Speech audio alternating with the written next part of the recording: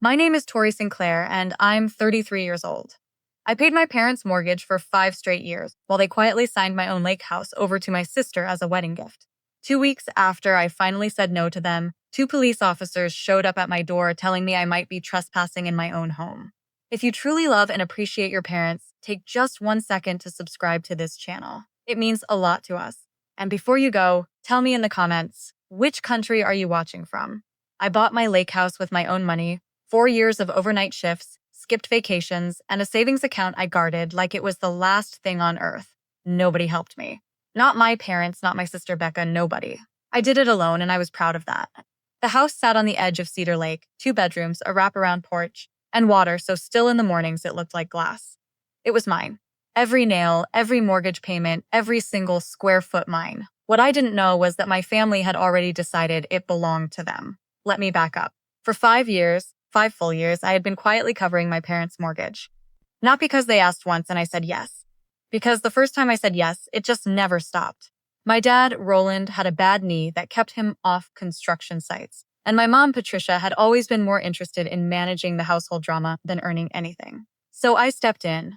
I was the responsible one, the dependable one, the one who never said no. Every month, without fail, I transferred $100 into their account. I told myself it was temporary. I told myself they'd get back on their feet. I kept telling myself that for 60 months straight. Then Becca got engaged.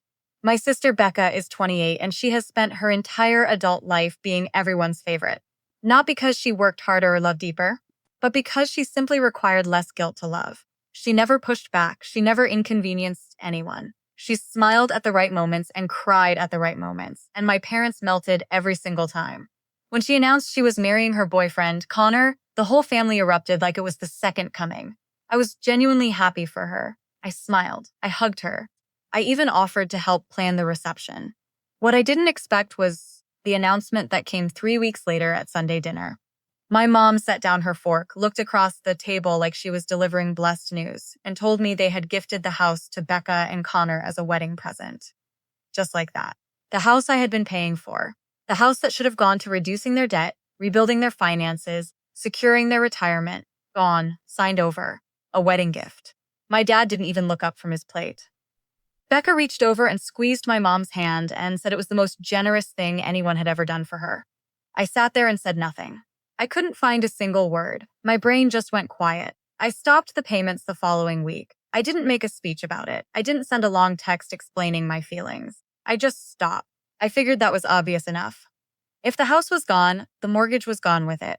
My responsibility had ended the moment they signed those papers. For about 6 weeks, nothing happened. Then my mom called. She didn't call to apologize. She didn't call to acknowledge what they had done or what I had sacrificed. She called to tell me that she and my dad needed a place to live now that they had given the house away. They had been staying with Becca and Connor temporarily, but apparently that arrangement was already wearing thin. Connor wanted his space. Becca wanted her newlywed privacy. And my parents needed somewhere permanent.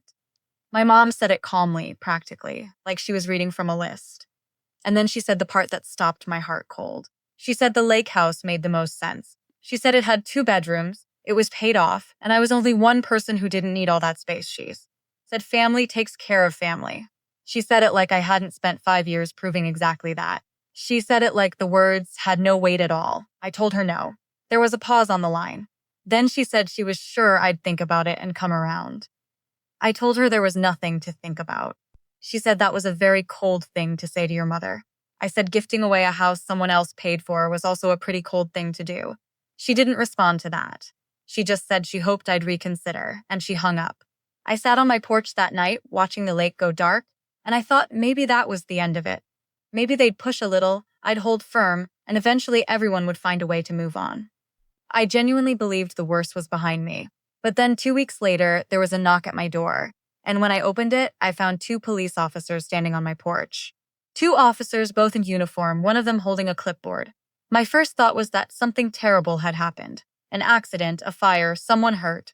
My heart dropped straight into my stomach. I gripped the doorframe and asked them what was wrong. The taller one, Officer Reyes, looked at me with an expression that was more confused than serious, and he asked if I was Tori Sinclair.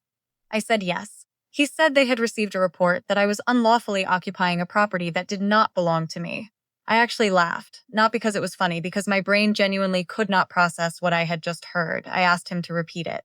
He did. Someone had called and reported that I was living in a lake house that was not legally mine, and that the rightful owners were being denied access.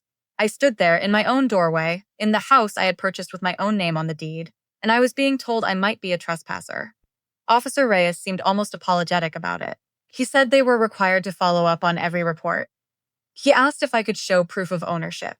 I went inside, pulled out my deed, my closing documents, and 3 years of mortgage statements, all in my name, all spotless. Officer Reyes looked them over for about 90 seconds, handed them back, and told me everything looked completely legitimate. He said there was nothing further to investigate. His partner, a younger officer named Webb, looked genuinely uncomfortable the entire time. Before they left, Reyes told me quietly that whoever had made the call had either been badly misinformed or had been hoping the situation would play out very differently. I knew exactly who had made that call. I called my mom the second the patrol car pulled out of the driveway. She answered on the second ring, which told me she had been waiting. I didn't raise my voice. I had made a decision somewhere between opening the door and finding my deed that I was done performing emotions for people who had already decided how little I mattered. I told her calmly that sending police to my home was the clearest possible sign that we had crossed into territory I was not willing to come back from. She told me she didn't know what I was talking about. I told her I didn't believe that for even 1 second. She shifted immediately, said she was just trying to make me understand how serious the situation was, that she and my dad were struggling, that family was supposed to show up for each other. I told her I had shown up for 5 years, and she had given the evidence of that away as a wedding present. She went quiet. Then she said I was being selfish. I told her that word had clearly lost all meaning in our family. Then I told her something I had been carrying for a long time, that I loved her. That I had loved her enough to sacrifice years of my own financial progress to keep a roof over her head. And that love was not the same thing as having no limits. I told her I was done. Not forever, maybe, but for now, completely. She slinced it before I finished the sentence.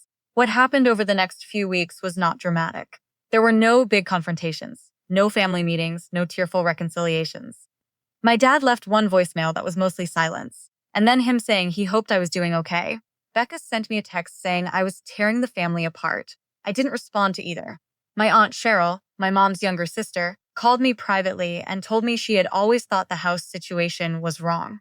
She said it quietly, like it was a secret, which told me the rest of the family had probably discussed it more than once and decided to stay silent. I found out through Cheryl that my parents eventually moved into a small rental 2 towns over. Connor had apparently helped them find it and covered the first month, which meant Becca's husband, the man they had just been handed a house through, was now more financially invested in my parents' welfare than I was. I sat with that for a long time. I didn't feel guilty. I felt strangely quietly free. The lake house is still mine. I sit on that porch most mornings with coffee, watching the water, and I think about how close I came to handing it over just to avoid the discomfort of saying no. How many years I spent confusing guilt with love, obligation with loyalty.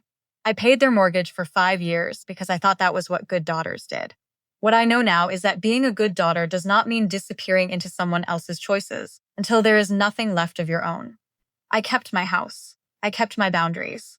And for the first time in a very long time, I kept myself. This has been another story from Revenge Realm Empire. We'll see you in the next one.